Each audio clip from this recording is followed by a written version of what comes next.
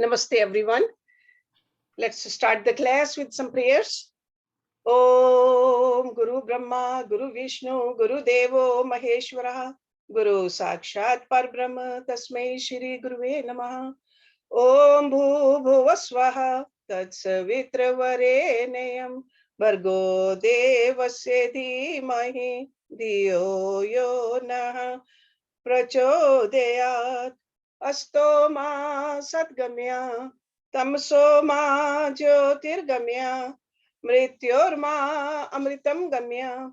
Om Sehna Bhavatu, Sehna Bhunaktu, Seviryam Karvavahi, Tejasvi Navadhitamastu, Ma Vidvishavahi.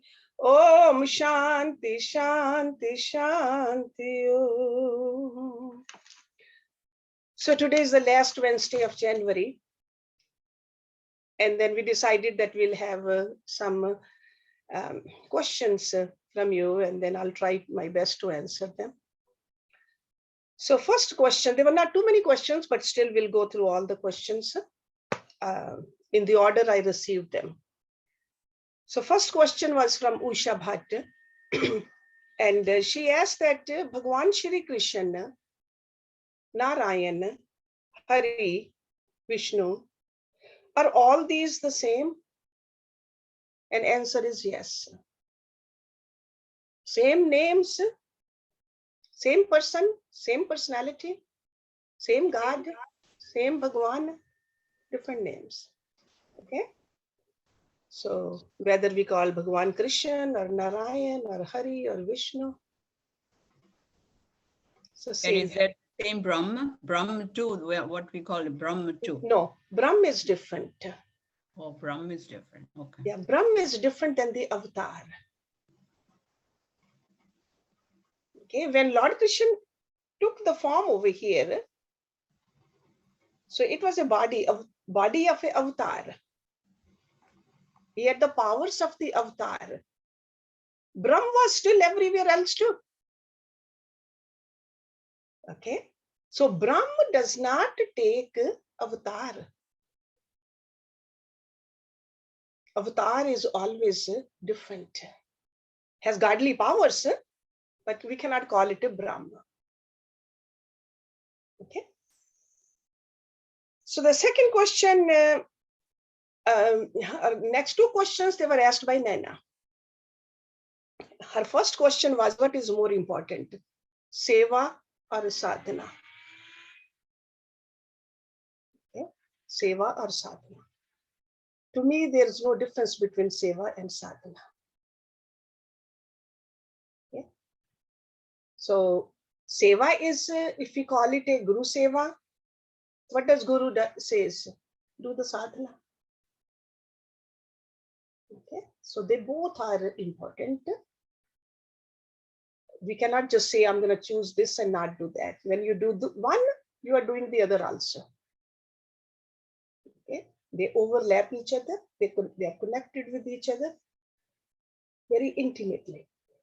And then she asked, what does Kumati mean in Arati? Kis vidhi milu deya main tumko main Kumati. Kumati means like a durbuddhi, not so intelligent. So over here, the devotee is showing the humility that I'm not that intelligent, I'm not that smart. How can I meet you? Okay. So it's like a showing our humility in the arti. Kumati. So like a durbuddhi. So like a sumati. Mati means intellect. So su is good because apne aap ko khud kehna ki I have a sumati, that is arrogance. So devotee is saying, I'm not that smart. How can I meet you? You are God. Okay. Does that answer, Nana? Okay. Now next two questions are from Rita Chawla, and she told me she won't be in the class today. She had some doctor's appointment, so we'll just skip those two questions because I want to make sure that she's in the class to understand it. So maybe next time. Next question is from Prem. Prem asked, Prem Mehta. She asked about verse number 29, chapter 4 of Bhagavad-Gita. We just finished this verse last Sunday, or in the last couple of Sundays, we've been discussing these yajnas. So then verse number 29, Lord Krishna is mentioning pranayam as a yajna. And this is what this verse is about. Apane juhvati pranam prane apanam tatha apre pran apan gati rudva pranayam prayana. So Lord Krishna is recommending to us that do the sadhana, do the pranayam, pay attention to it, control your pran. Through the pran, control your senses. Through the senses, control your mind, and make a life as a yajna rupi. Okay, so this is one of the 12 pranayams is mentioning. Okay, so then I have 3 questions from Jyoti. Hersh, Yes. Namaskar ji. Namaskar. Hersh, so maybe I don't need to dwell on inhalation into exhalation and exhalation into inhalation. No. It's just pranayama. Yeah, all he's telling you is just sit down and do the pranayama. Practice of pranayama is very important. You really learn how to control your pran. When we control the pran, we are controlling our mind also and our senses also. Okay. And that kind of a controlled equipments, we can live a yajna rupi life. Yajna rupi life means where you are helping others. Yajna rupi life is a selfless life. That's a yajna. This is the bhavana. Yajna is a bhavana. This is the attitude. And this is attitude he's telling us in all those different 12 areas of our life. And breathing is one of them. Then he talks about eating also. Okay. So these are just go through all those verses. There are quite a few verses before and after also. And those are all about yajna. Yajna rupi life. Yajna rupi life means you are remembering God through all your actions. Never forgetting God. That's yajna rupi. Thank you. Okay? So Jyoti's 3 questions. First question is about the Vaman Kriya. Vaman Kriya is the stomach cleansing. Early in the morning, empty stomach, we drink 2-3 glasses of water and take it out. She's asking, is this hydrating? No. It's neither hydrating, not dehydrating. It's purifying. Okay, so for the purification purposes, Shat Karams are about the purification. We need to purify our body inside. Whether it's the eyes, yesterday we did the Tratak, that's a purification of the eyes. This is a purification of our esophagus and our stomach. Okay. And then her second question was shorter versus longer meditation. She says if a deeper meditation, short, and longer just sitting, which one is better? First of all, when we are in meditation, we have reached the dhyan, we don't even know short or long then. Deep meditation, you wouldn't even know the time. Half an hour will seem like 5 minutes. Okay. So to me, I think in the early years of or days of practice, set up a time and stick to that time. If you have 15 minutes, do for 15 minutes. Every day, same amount. Some days you will feel that you can go into the depth of your consciousness very easily. Other days you won't. And it all depends what happened before or after. Okay? So do not worry about the short or the long. Minimum 15 minutes. Okay, minimum. Because the longer you sit, because first few minutes are only you're adjusting. You're trying to just detach from this body. Consciously, you are trying to detach. Then time comes, then you are absorbed. Okay, so that's why it's very important to do. Just give yourself enough time for this. Okay. And third question, she asked me a personal question. She said, at what age I realized that my father was my guru? Jyoti, I was born and brought up in an ashram. Atmosphere was very sattvic. There was always talk about God and the guru and the yoga and seva. There was nothing else. Back then, sure, there was no TVs in anybody's house, but our house didn't even have a radio. There was no talk about the worldly things. God, God, and only God. I remember at a very young age, before we moved to Shimla when I was 6. So it was before that time. I remember talking to my mother. In our mandir, there was a big picture of Prabhu Ram Lal Ji. And I used to tell her that, I think this is father. If you move the mustache, because my father didn't have the mustache or the beard or the long hair, it was clean shaved. So I said, I see him in this picture. Or I see Prabhuji in him. And then she always also said the same thing. She said, it's not your father is not an ordinary man. He's God. So when you hear like this all the time, then to me, I think he was my guru, even from a very young age. And whatever he said, I saw that it came true. There were people who were just talking like that too. And he was so humble, so serene, so happy, so giving, so knowledgeable. Even though we didn't have a radio in our house, but there was no subject he didn't know. Whether it was a geography or a politics or any kind of a science. I remember in my pre-medical, I used to learn from him the physics and the chemistry also. And he was a Sanskrit scholar. There was nothing he didn't know. So I saw him, God. For me, he was or is God. Not just only Guru, God also. Walking, talking, living, serving in a very human way. God. Okay. So I hope this answers your questions. Rita's questions I'll go through when we come back. So now what we're going to do, Vimla's question. And Vimla's question is going to take some time.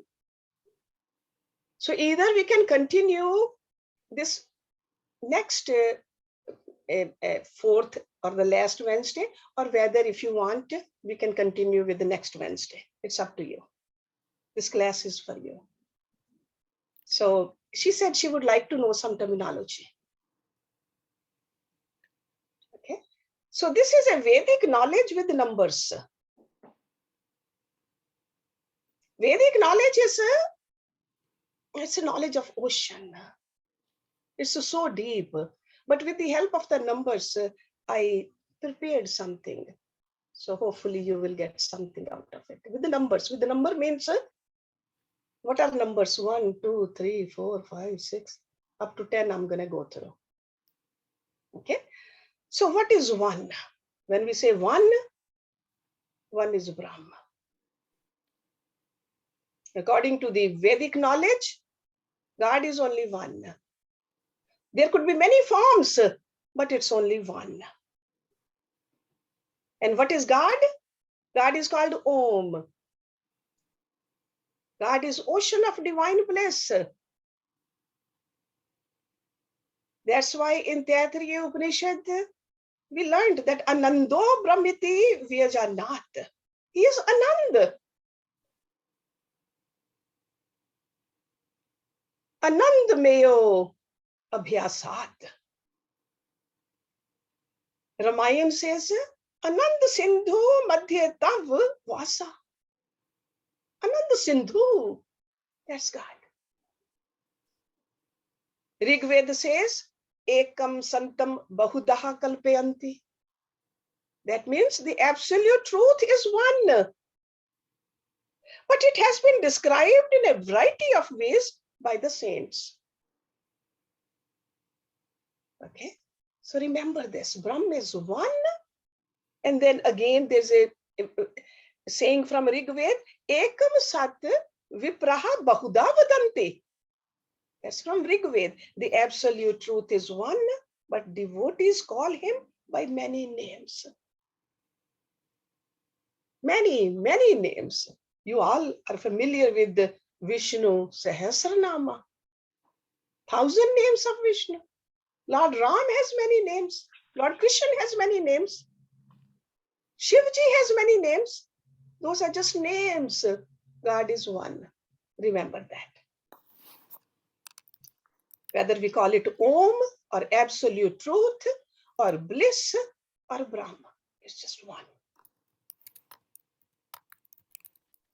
Now let's go to the category of twos.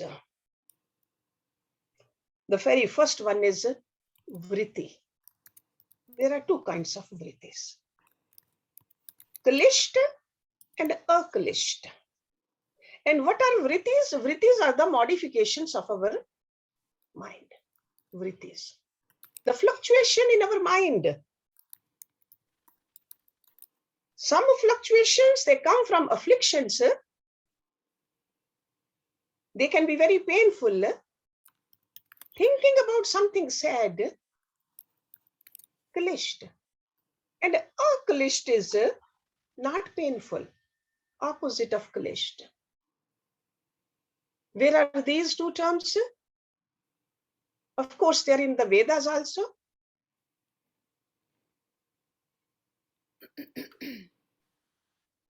And but directly in detail in Yoga Sutras.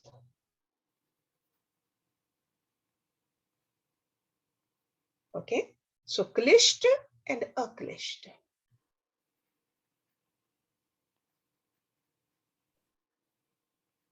There are two kinds of bhakti. Par bhakti and apar bhakti. Par bhakti is higher. And apar bhakti is lower. Lower means rituals. Par bhakti is loving God for the sake of God. Okay, this is also from the Vedas too. And Narad Bhakti Sutra, Naradji explained it beautifully in that scripture, Narad Bhakti Sutra. Par and apar. Another way you can understand bhakti is sakam and nishkam. Two. Sakam means with desires. Nishkam is without desires. And desires means worldly desires. Loving God for God, not for what He will give us. So sakam and nishkam. You can call it conditional or unconditional. Then there are two kinds of karam also. Lokik and Vedic. Lokik karams are the worldly karam. And Vedic karams are religious karam. Yajna, dan, tap.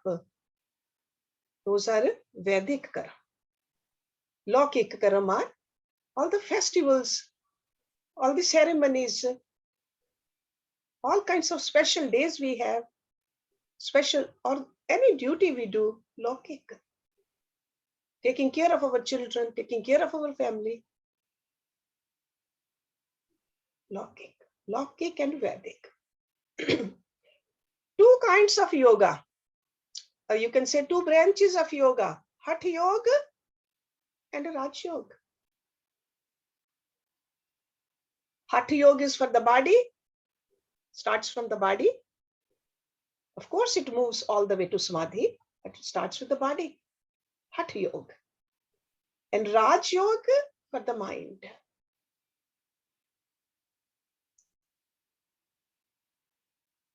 And even in the Raj Yoga, there are two parts to it. Bahirang Sadhana and Antarang Sadhana. Bahirang Sadhana is Yam, Niyam, Asan, Pranayam, Pratyahar. Those are the outer limbs of Raj Yoga. Then last three, Dharana, Dhyan and Samadhi, they are Antarang Sadhana, inner limbs of Raj Yoga. Okay. If I'm going too fast, let me know, because I want you to understand this vocabulary should become part of your vocabulary, because it's laid in all our scriptures. Two kinds of vairagya. Vairagya means detachment. Rishi Patanjali said, par vairagya and apar vairagya. Again, par is higher and upper is lower. Lower vairagya is all these worldly things. Whatever you see, whatever you hear, I'm not interested in it. Par is, I haven't seen that. I haven't even heard about that. I don't even want that. It could be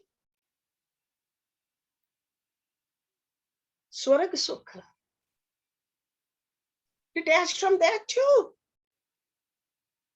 Total detachment. Par vairagya or par vairagya. Then comes knowledge, vidya. There is a secular vidya. You can call it a Lokik vidya, and a sacred vidya, which is Brahm vidya. All the sciences, the material sciences, they are secular vidya. No matter how deep they are, but they are still about the Prakriti. Then there's a vidya about the Purush. Then I have another pair, Samadhi. Sabij Samadhi and Nirbij Samadhi. After practicing concentration, dharana, dhyan, and reach the samadhi, but still there are some seeds left. And what are these seeds? These are the seeds of the vasana. The seeds of the impressions. They do stay with us for some time. It takes time to roast them. Then ultimately you reach where there's no seed left at all. That's a nirbij samadhi. So two categories of samadhis. Sabij with the seeds, nirbij without seeds. Then we should know two epics from Bharatvarsh. Ramayana and Mahabharata. Two epics. Who is the hero of Ramayana? Bhagwan Ram. From Treta Yuga. Who wrote it? Valmiki. Rishi, Maharishi, Valmiki. In which language? Sanskrit. And Mahabharata, who is the hero of Mahabharata? Bhagwan Krishna. Who wrote it? Maharishi Vyas. In which language? Again, Sanskrit. Both are in poetry. Okay. So these are some of the tools I have for you. Okay, I'm sure you can add a lot more. I just wanted to start you on this. Let me go over it quickly. Vrittis, bhakti, karam, branches of yoga, vairagya, vidya, samadhi, and itihas. And then I do have in the branches of yoga, bahirang and antarang also. And bhakti, I have as kam and nishkam also. Okay. So any question?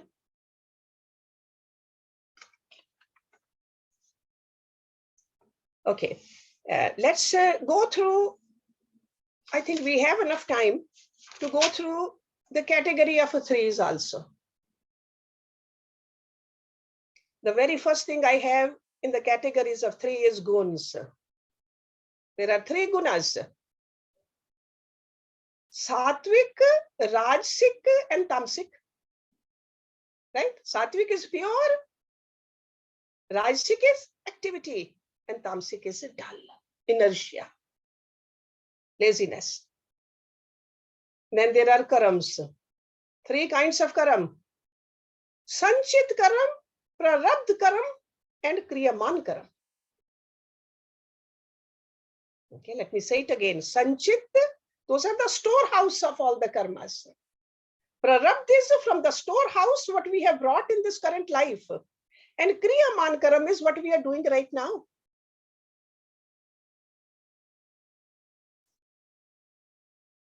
Then this Atma is carrying or enveloped with three bodies. There is a Sathul Sharir, Suksham Sharir, and Karan Sharir.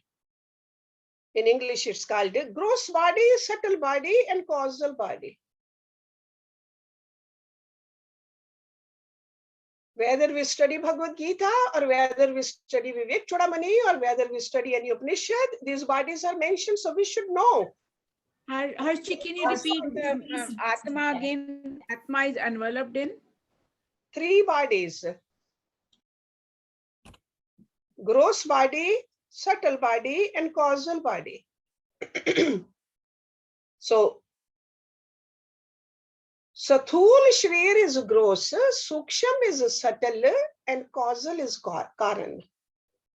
Cause of which we are here. Very important to understand. Should I go a little slowly? Okay, all right. I will, I'll try my best. Okay. There are three powers of God. What are the names of those powers? Brahma, Vishnu, and Mahesh. Brahma is different than Brahma. Brahma is all pervading. Brahma is just one power of God, creative power. So Brahma is the creative power, Vishnu is the sustaining power, and Mahesh is the destroying power. Creation cannot happen unless there is a destruction. And then creation has to be maintained also for some time.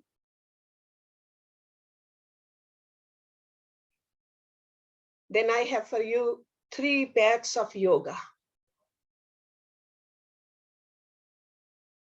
Karam Yoga, Bhakti Yoga, and Gyan Yoga. Okay, three paths. Two branches of yoga we saw earlier, Hatha Yoga and Raj Yoga, two branches, and these are three paths. Remember that. Do not get confused. Then as human beings, we are supposed to pay back something too. Whenever we are given something, we are indebted. We have been given so much. This beautiful human body, this mind, this intellect, This ego, all of this is given to us as a power. So we are indebted. What are the three debts which are called rin in Sanskrit? Teen rin, Pitri rin, Dev rin, and Rishi rin. Three debts we have. And while we are living this life, we are supposed to pay back these debts. Pitri means parental debt. For our body, our parents are the Brahma. They are the creator of this body. If we have not served our parents, we have not paid that debt. Devrin. What is the debt from the Devatas? Who are the Devatas? Devatas are these forces outside. Prithvi, Jal, Agni, Vayu, Akash. These are the Panch Devata. Take care of them. Don't pollute them. Pick up a cause. In this beautiful country where we live, even the little children, they are told, adopt a street. Pick up the litter.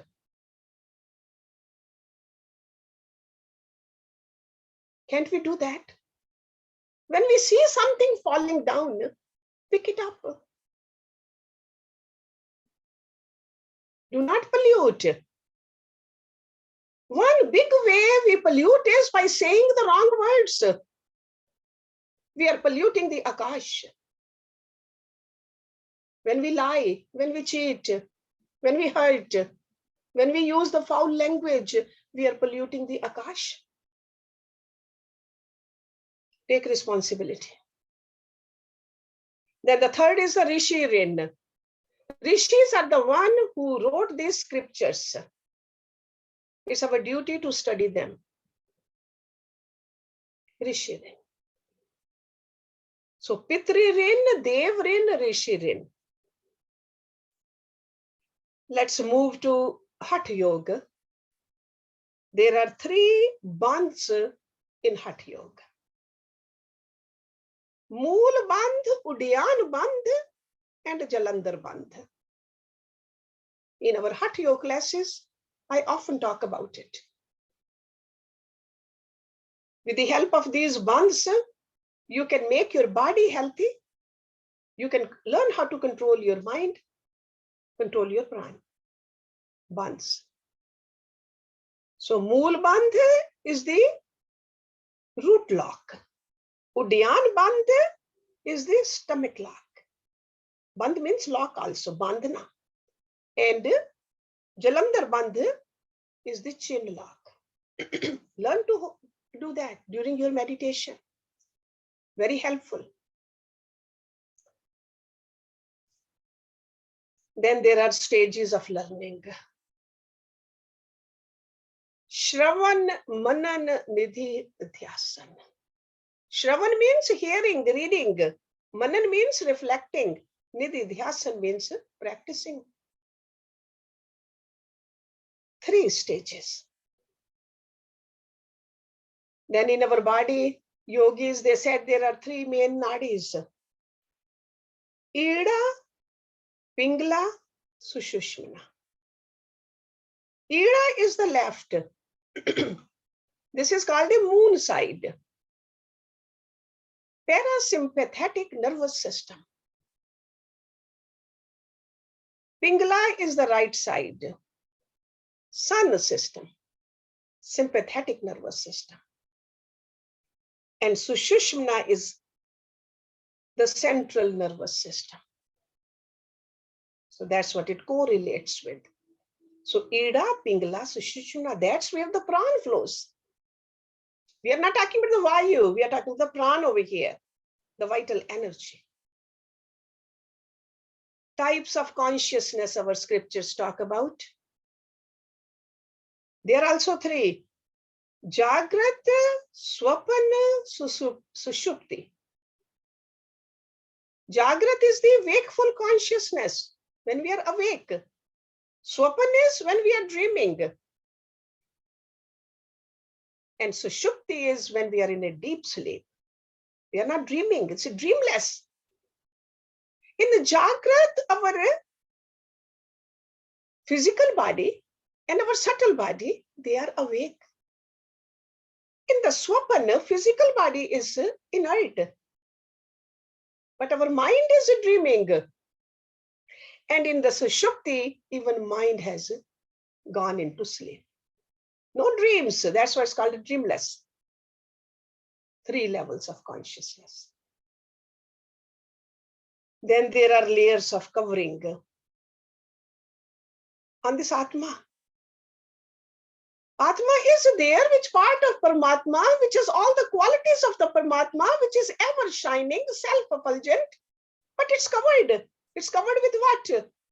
With 3 things: Mal, Vikshep, and Avarna.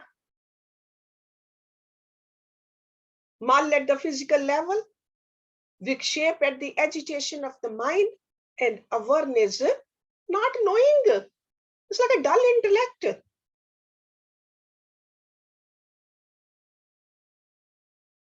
Then we have 3 goddesses. Saraswati, Lakshmi, and Parvati. Sure, there are many, many roops of these, but these are the 3 main goddesses. Saraswati, goddess of knowledge. Lakshmi, goddess of wealth. And Parvati is a goddess of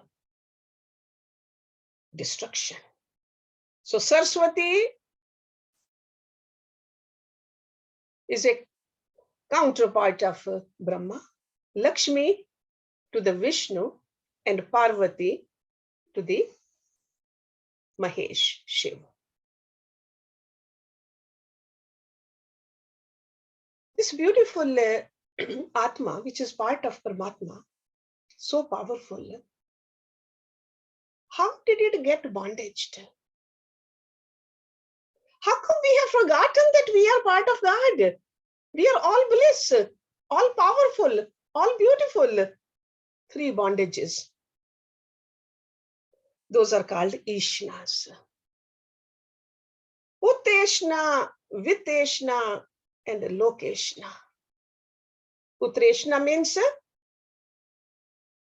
desire of the relatives, whether they're the children or the siblings or any other relative. Utreshna. Viteshna, with the wealth. Desire to have more and more and more. Never being satisfied, even though we know we are not going to take it with us. But still, we keep on running after this. It's really sad. We all know that our ancestors couldn't take it, but whatever they left for us, we fight over it with our own siblings. This is the bondage. Lokeshna, name and fame.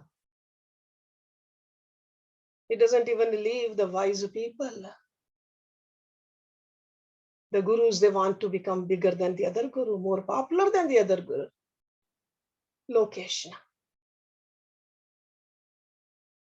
That's why I was very fortunate to have a guru in this lifetime, first-hand experience. No matter who came at the ashram, whether it was a newspaper reporter or a television person or any minister, everybody sat on the floor with the general public. No Lokeshna. Never wanted to come on the TV. Got to be very careful. Lokeshna is more powerful than Viteshna. Viteshna is more powerful than Putreshna. It's very easy to let go of the relatives who are not listening to us. It's very easy to give, donate if our name is written on the wall. Because name written on the wall is what? Lokeshna. So these are the bondages. Then there are levels of problems for us. Rog, which are called rog. Adi bhautik rog, adi devik rog, and adhyatmik rog. Adi bhautik at the physical level. Adi devik at the mental level. And adhyatmik, not knowing who I am. That's also a rog. But that rog is better than adi devik or adi bhautik rog.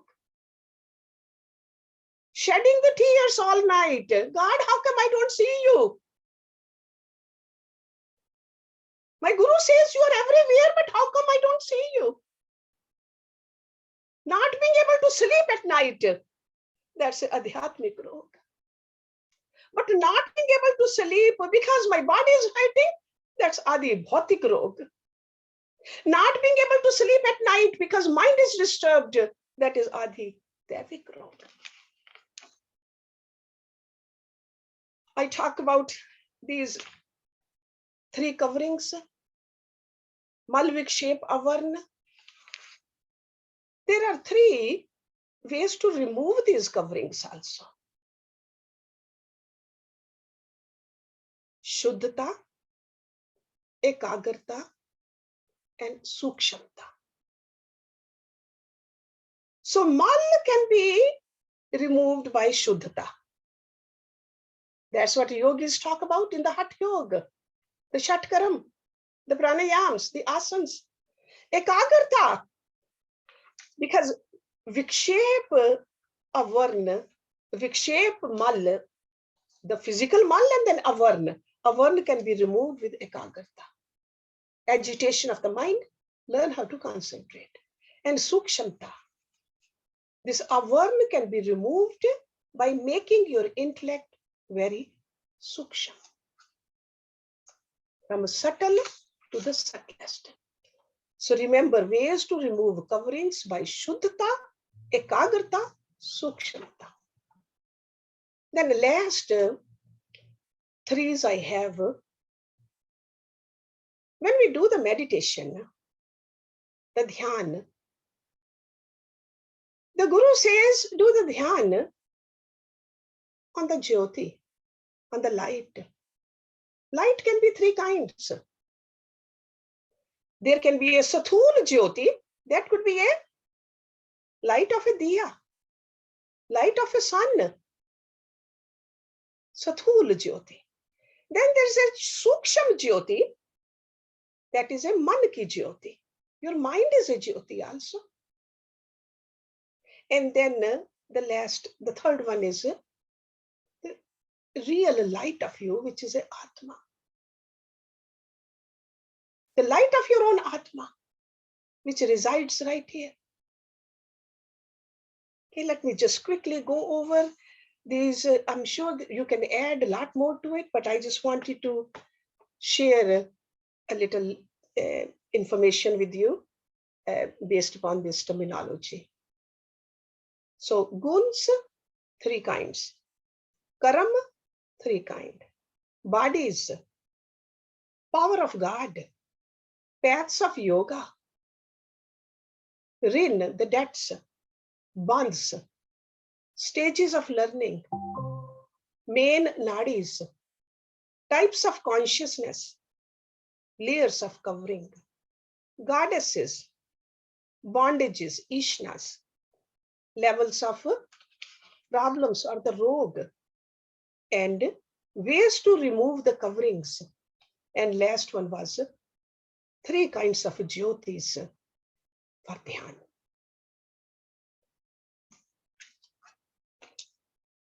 So next time when we meet, if you want me to, I'll continue with the fours also, then the fives, then the six. So it just keeps on going. Okay. But meanwhile, if you have some more information for me, because you are also well read, send me the information. we can talk about it.